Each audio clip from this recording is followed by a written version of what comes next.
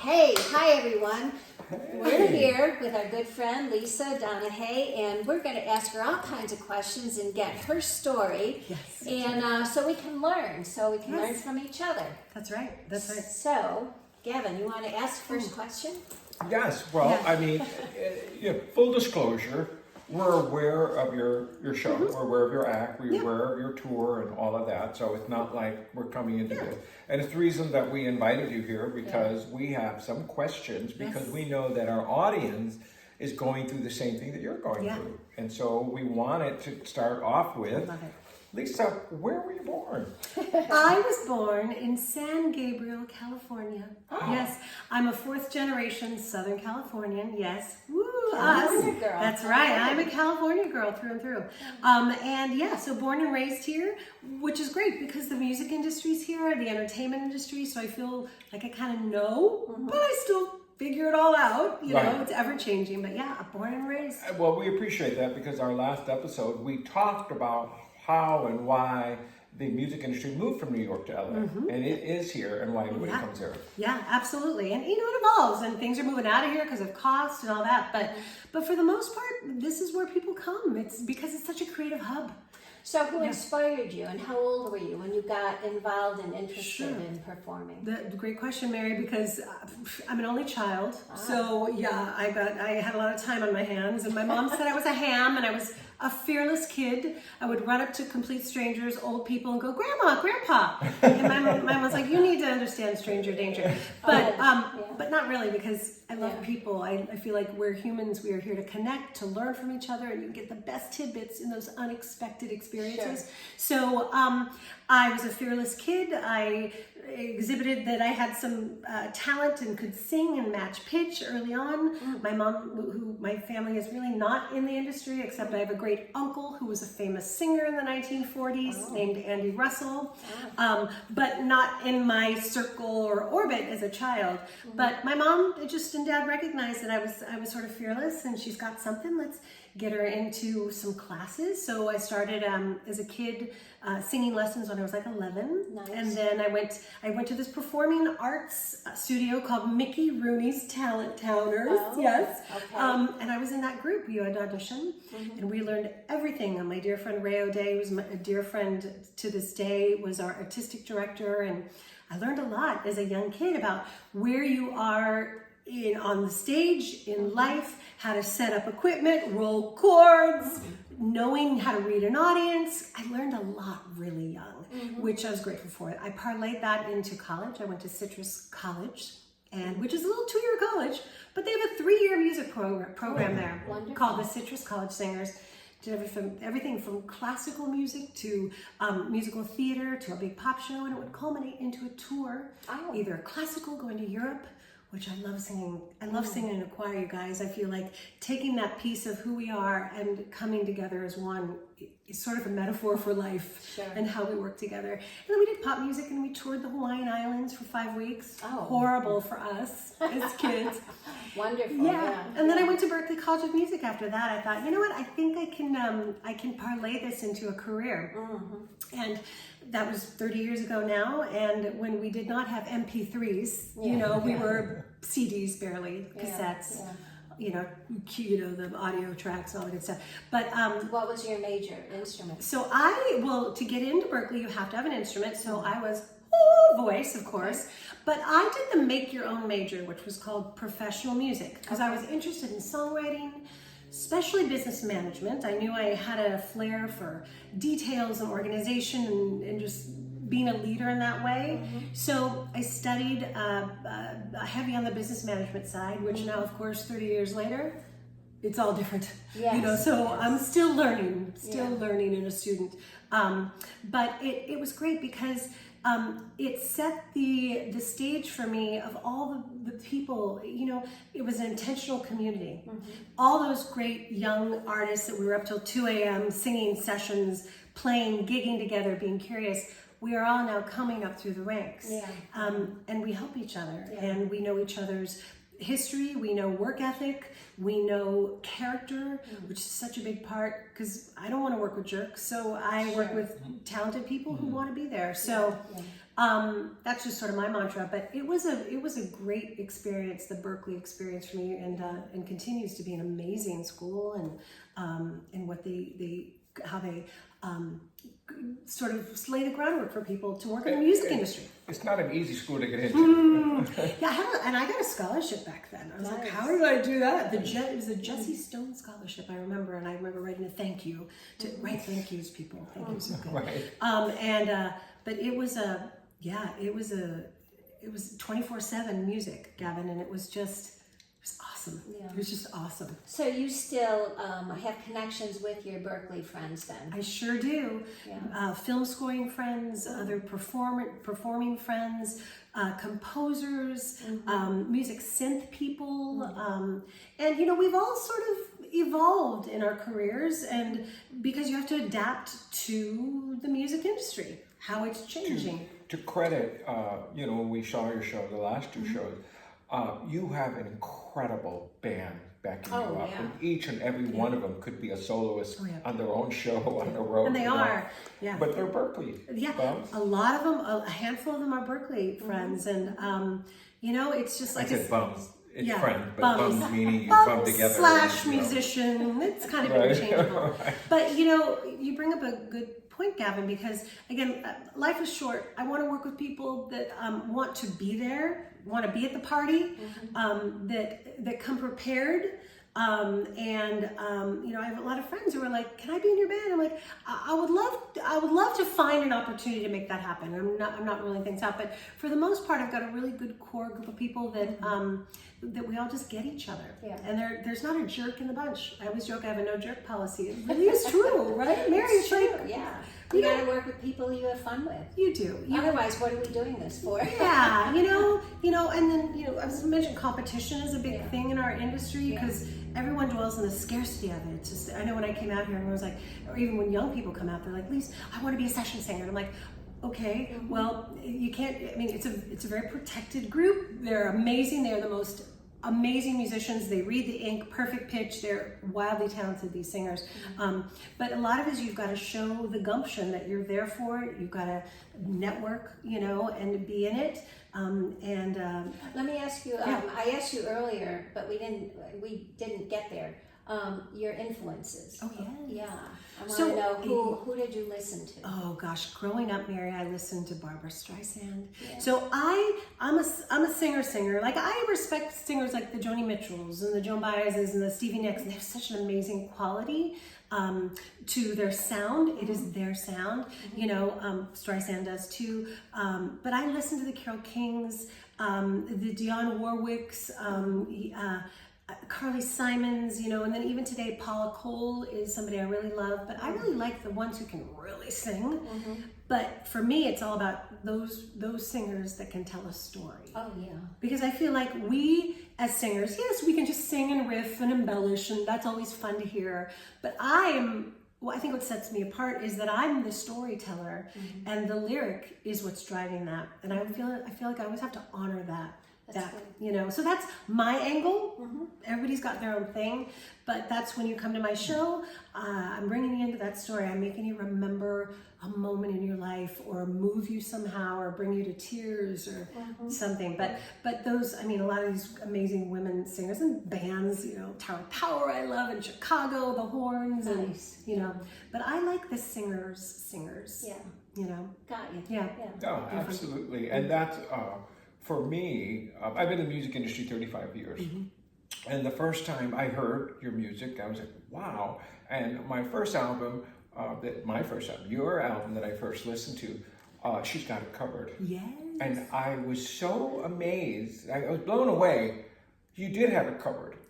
Not only do you understand the original artist's intent, then you're able to, in the middle of the song and the end of the song, to add your own influence. That's a very extremely difficult thing to do. And so that's why I got enamored by you right away. I was like, listen to that. She's doing the hook just like the original artist, but now she's giving it an original hook for the ending. I was just like, wow, you really... And even your last show, when you sang The Main Event, Barbara Streisand, I said you did Barbara's interpretation and then you put a whip on it. I was like, wow, Oh. And it's a fine line, Gavin, when you do a cover tune that somebody else did, because people are accustomed to hearing it that way. So to be able to put your spin on it. But you know, that album also was sort of twofold for me, because leading up to that, I had a lot of people in the industry that said, what do? You sing country? Oh yeah.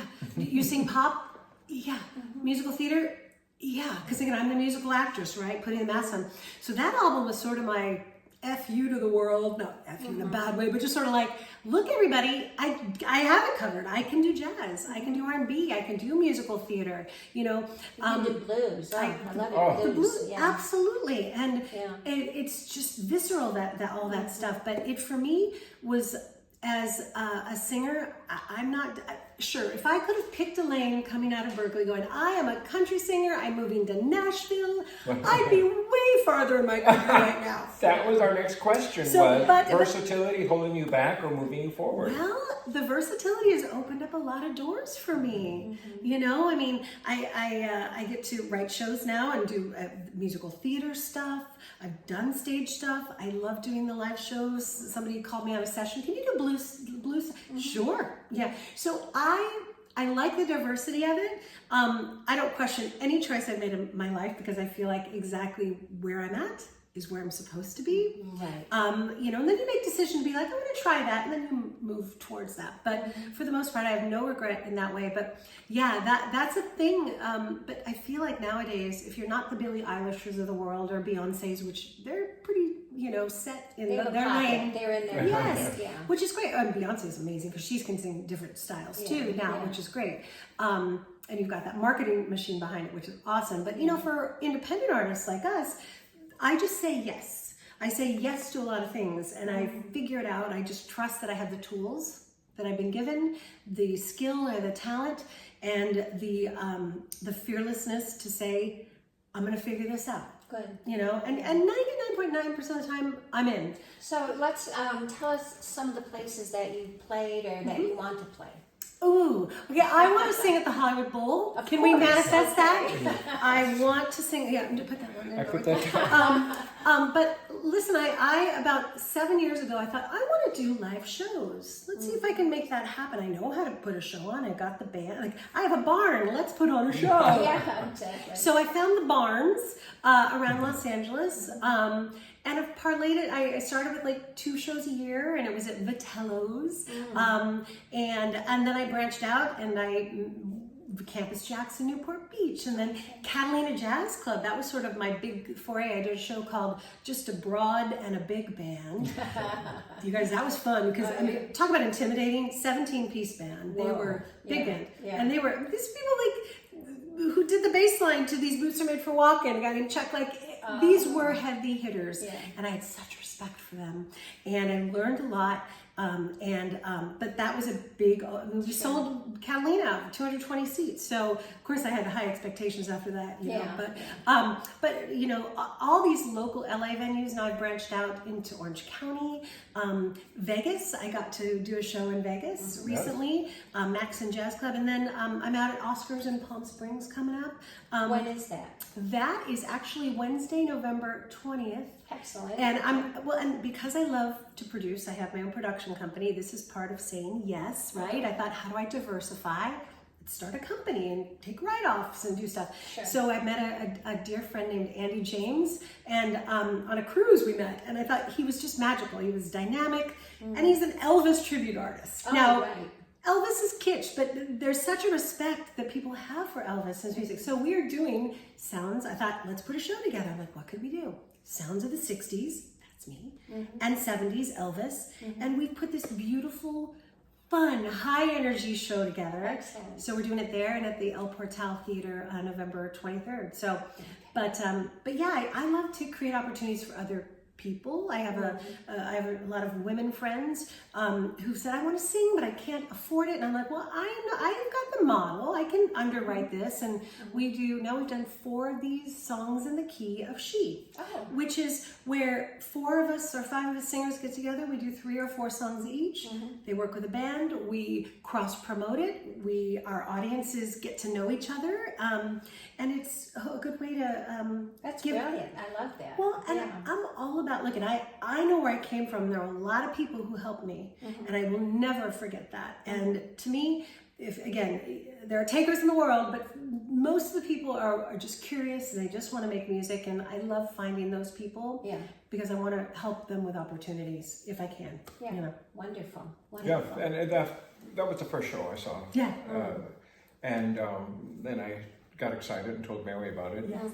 And but what's interesting also, just to back up what you say, is that you want kindness, you go out and be kind. You know what I mean? And I love the fact that you bring these incredible singers to work with you, and you're not afraid to share the stage, and never. you give freely, and you bring these other people on, and you're like, wow, there's a lot of people who might be like, oh, she's too good. I don't, you know what I mean? Every one of your singers is dynamic and brings something to the table. Absolutely, and I And know you complement each other, which is really nice. Absolutely. When you hear everyone together and the harmonies and everything. Yeah, thank you. That means a lot because we are trying to. Yes, we're performers, but we have to deliver a product that people are going to remember and be like, oh, I want to go back and see that show because I remember the quality. I remember it was entertaining, But that's a big deal for me. And again, it goes back to you have to have the talent. Everybody's got to have the talent. And what sets you apart even more is when you're a lovely human being and you're kind and you're curious, and it's just great to. We don't get here alone. And you surprised us. First 2 rows was a flash mob. We were all sitting, and all of a sudden your first 2 rows got up, and I was like, she knows all these singers? I was just... I love surprise and delight, Gavin. I like it. And, every show I do, again, I think what I've learned is because I'm from the world of musical theater, that was a big part of what it was. It was very scripted. And as I'm getting older, I'm feeling I'm becoming more comfortable in my skin. Good. And I'm less about, okay, my points. I know my salient points like, hey, everybody, welcome to the show. Get your cameras out. Post away. My housekeeping things. But for the most part, and you helped me with this, I remember too. And Mary, when we went to lunch, I remember you brought up some really great tips for me. This is your story. Yeah. Nobody else can tell your story better than you. This is the beautiful thing. So I just lean into that now. I want you to talk about General Hospital. Oh, General. You have a lot of fans. Nurse Lisa. Because you are LA based, but on a national level, you do play a recurring role, Nurse Lisa, on General Hospital. So there's a national exposure. Now, how did you get that? So what a blessing that is. So about 11 years ago, I'd known people on the show. I knew the producer, Frank Valentini from New York. And he came out to take over General Hospital, and we were at dinner one night, and my friend Jim Babcock says, Frank, you know Lisa's a singer. And he goes, is she now? So, he took me up with the casting people because they were getting ready to do the Nurses Ball, which was a big storyline they were resurrecting from the 80s. And it required singers who acted and all that and danced and stuff. And I went, and the casting folks were so wonderful. Mark and Gwen and Lisa Booth there, they were fantastic. And they brought me in, and here I am 11 years later. I've done almost every Nurses Ball except during COVID, but I just feel like I'm representing the AARP group. We need more representation. No, but I get to sing and dance in that and sweeten vocals on the tracks. But I've been a fan. I'm a fan of General Hospital. I'm not gonna lie. For years. I mean, I watched it 35. It's been on 60 plus years now, and it's been the biggest We've all blessing. watched it. I know, Luke and Laura, like the storylines. Yes, we know Freezing that. the world, that happens. Anyway, but it has been the best gift, and I can use lots of different skills, right? The acting chops that I love, to the singing and the dancing, and I love it. I'm so grateful. Like, I'm lucky. This is So tell us about your future. my What future. does your future look like to you? Yeah, you know what? I'm in the back 9. Let's say, like I said, I get AARP mail now. It's okay. It's a number. Age is a number. But I'm not. I don't quit. I'm not a quitter. So I am looking. I'm doing more live shows, which I love. Good. And then I love to cruise. Oh yeah, I love cruising, you guys. Like going on, So I'm actually have written 2 cruise ship shows as a headliner, and I'm figuring the back 9 of my life. Why am I not marrying what I love to do with what the world needs? and my profession, and how do I monetize it, you know? They just pay me an all-you-can-eat. Yes. Oh, the gardeners Did you here. hear that? Talking about doing what you love, those gardeners. They You are got to big. see the Sound effects. topiary. Yeah. But I love marrying what I love doing with what the world needs, you know, or what I feel it needs. So I'm working on cruise ship shows. I'm working maybe on a new album. It'll be my 5th Good. album. Excellent. Good to know. And spoiler alert, I'm thinking I'm going to do Disney, you guys. Yeah. Because Disney's been a part of your life for a long time. It's got the Disney hat on. My life, yes. We have to get that cleared through the clearance group, but no, no. But I just want to be happy at this point. There's something nice about getting older. There's wisdom because you've lived a little bit more, and there's discernment. Yeah. And I'm much more discerning as I get older. I'm grateful. One of the shows, the cruise ship shows I'm doing, is songs of the 70s and iconic female singers. And the beautiful storyline is, my goodness, I'm friends with I'm friends with Melissa Manchester and Debbie Boone and That's right. these Yeah. women who've influenced me. Yeah.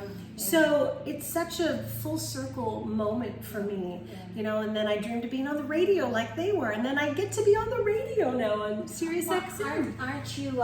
Didn't you submit a song for the Grammys? So- Aren't you? Yeah, You no, wanna talk about that? I do, of course.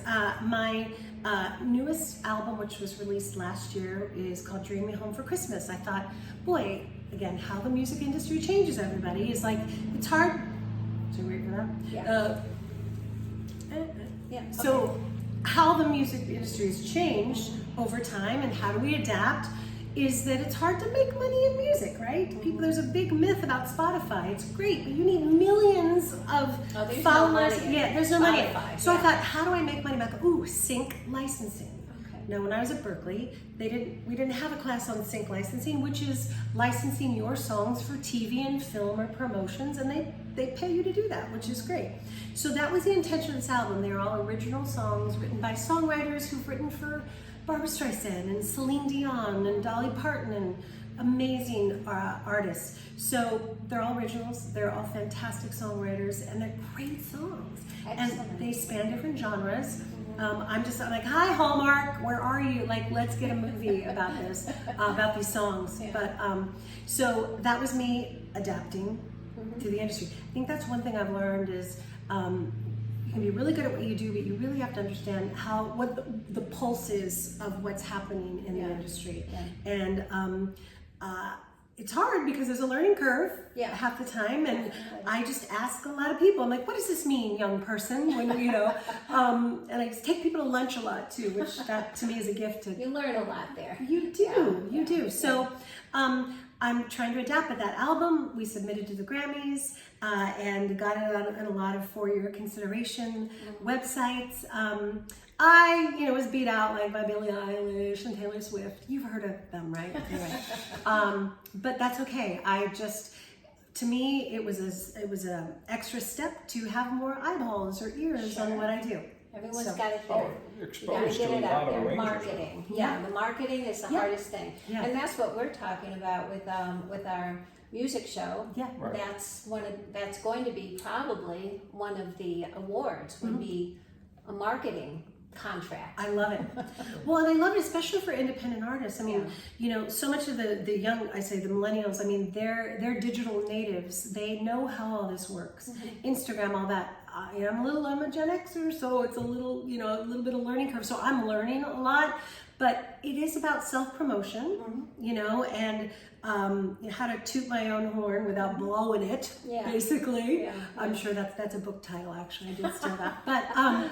But it is about marketing, and the big thing for me is I want to grow my fan base, Sure. and again, having exposure to the Grammy people is helpful.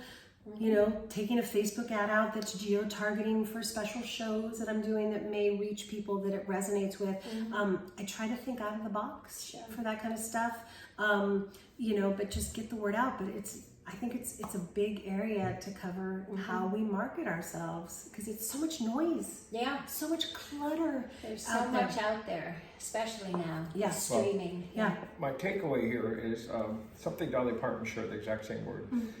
Someone asked, they said, why do you think you're still successful? And she says, because I never give up. Yeah. I always keep going. Yeah. So that's my takeaway. But if you could name 5 artists Yeah. for a fantasy duet album, what 5 artists would you want to sing with? Okay, I would have to sing with Barbara, okay, because she's just amazing. Boy, I would love to sing, I'd love to even sing like with Adele. Like, I think Adele's amazing. Yeah. Kristen Chenoweth, Oh yeah. I love her. I met her once, and I have to tell you, she was really cute because I sang for her at a Michael Orland open mic. I was like, Kristen Chenoweth is in the audience. And after I sang a song, a very heartfelt song that I do, she came up to me and she goes, obsessed. Obsessed. I was like, I can die now. But what a compliment from one of the most amazing storyteller singers there is. Yeah. Anyway, that's 3. And then Counting. yes, I'm counting. And then, you know what? I want to sing with Sting. I love that. I love Sting-a-ling-a-ding-ding. Yeah, when I graduated Berklee College of Music, he gave me my diploma. Cool. Sting, yes. Yeah. So he's quite lovely. Yeah. Yeah. Did I drop that name? Yeah. I just said that. And That's 4. yeah, that's 4. And then I think Paula Cole, I always go back to her. You know, she's an amazing independent artist. She's gone through a lot of challenges with record labels and because there's sharks out there. Yeah. But she is, I love everything about her creative soul, her sense, her harmony. I'm ready for your harmonies, Paula. I'm ready to go on the road with you.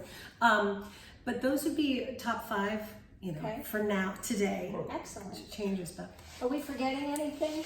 Well, she let in. You did very well, by the way, today. We had some questions and all that, but you were able to tell your story in a way that you checked all the boxes.